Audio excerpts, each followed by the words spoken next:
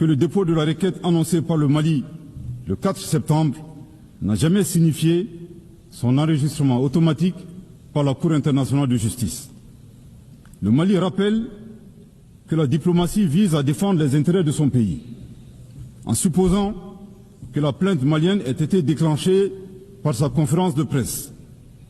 L'énergumène d'Alger démontre que sa vision de la diplomatie est de pousser les autres pays à poursuivre son pays devant des instances internationales, devenant ainsi un performant autobuteur populairement appelé au Mali Yabé. C'est troublant.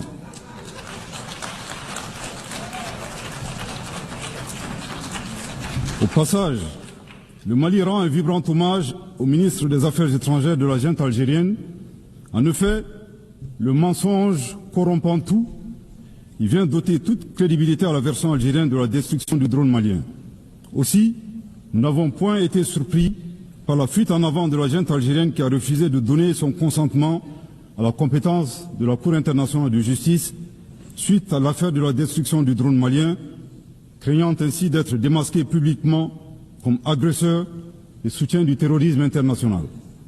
Au regard de ces 3 points insolites, le Mali recommande à la junte algérienne, d'une part, de faire sienne cette citation de Amadou Hampâté-Bâ dans Vie et enseignement de Thierno Bokar, le sage de Badiangara, je cite, « Certaines vérités ne nous paraissent invraisemblables que tout simplement parce que notre connaissance ne les atteint pas. » Fin de citation.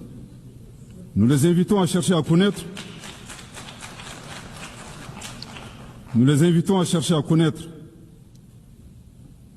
le Mali et les valeurs qu'incarnent les Malidéens. Aussi, face aux assauts et à l'adversité, nous ne serons pas des spectateurs. Pour chaque balle tirée contre nous, nous réagirons par réciprocité. Pour chaque mot employé de travers, nous réagirons par réciprocité. D'autre part, il est vivement recommandé à la junte algérienne d'organiser à Tinzaouaté en Algérie un festival international annuel dédié à l'artifice de l'intelligence humaine.